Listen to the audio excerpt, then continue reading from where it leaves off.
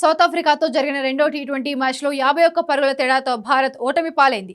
ఈ ఓటమికి batting, bowling విభాగాల్లో తమ వైఫల్యమే కారణమని కెప్టెన్ సూర్యకుమార్ యాదవ్ అంగీకరించాడు. తమ ప్రణాళికలు విఫలమైనప్పుడు ప్రత్యామ్నాయ వ్యూహాలు అమలు చేయడంలో వెనుకబడ్డామని స్పష్టం చేశాడు. ఈ ఓటమి నుంచి గుణపాఠాలు నేర్చుకుని మూడో మ్యాచ్లో పుంజుకుంటామని ధీమా వ్యక్తం చేశాడు. రెండో టీ20లో ముఖ్యంగా పిచ్ కండిషన్స్ ను అర్థం చేసుకోవడంలో విఫలమయ్యామన్నాడు. ప్లాన్ బిని అమలు చేయలేకపోయామన్నాడు. టాస్ గెలిచిన తాము ముందుగా బ్యాటింగ్ చేస్తే బాగుండేది, కానీ బౌలింగ్ ఎంచుకున్నామన్నాడు. ముందుగా బ్యాటింగ్ చేయడం వల్ల ఏ లెంత్ లో బౌలింగ్ చేయాలనే విషయం సౌత్ ఆఫ్రికా బౌలర్లకు బాగా అర్థమైందన్నాడు.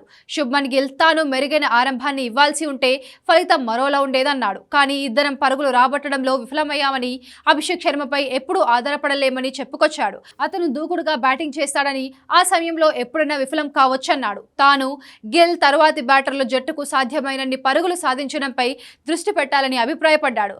తర్వాతి మ్యాచ్లో మెరుగైన ప్రదర్శన ఇచ్చేందుకు సన్నిద్ధమవుతామని సూర్యకుమార్ యాదవ్ చెప్పుకొచ్చాడు. అక్షర్ పటేల్ ను మూడో స్థానంలో బ్యాటింగ్ పంపడంపై కూడా సూర్య స్పందించాడు. గత మ్యాచ్ లో అక్షర్ అద్భుతంగా బ్యాటింగ్ చేశాడని, ఆ ఫామ్ ను కొనసాగిస్తాడని నమ్మకంతో అతడికి ప్రమోషన్ ఇచ్చామన్నాడు. కానీ దురదృష్టవశాత్తు ఆ వ్యూహం ఫలించలేదని వివరించాడు. కాగా ఓటమి నుంచి తేరుకున్న సౌత్ ఆఫ్రికా అద్భుత విజయాన్ని అందుకుంది. న్యూ చండీగఢ్ వేదికగా జరిగిన మ్యాచ్ లో సమిష్టిగా రాణించిన సౌత్ ఆఫ్రికా 51 పరుగుల తేడాతో గెలుపొందింది. బౌలింగ్, బ్యాటింగ్ వైఫల్యం టీమిండియా విజయాలను దెబ్బతీసింది. ఈ సిరీస్ లో తొలి మ్యాచ్ లో భారత్ గెలుపొందగా, రెండో మ్యాచ్ లో గెలిచిన ప్రోటీస్ సిరీస్ ను 1-1తో సమం చేసింది. మూడో టీ20 మ్యాచ్ డిసెంబర్ 14న ధర్మశాల వేదికగా జరగనుంది.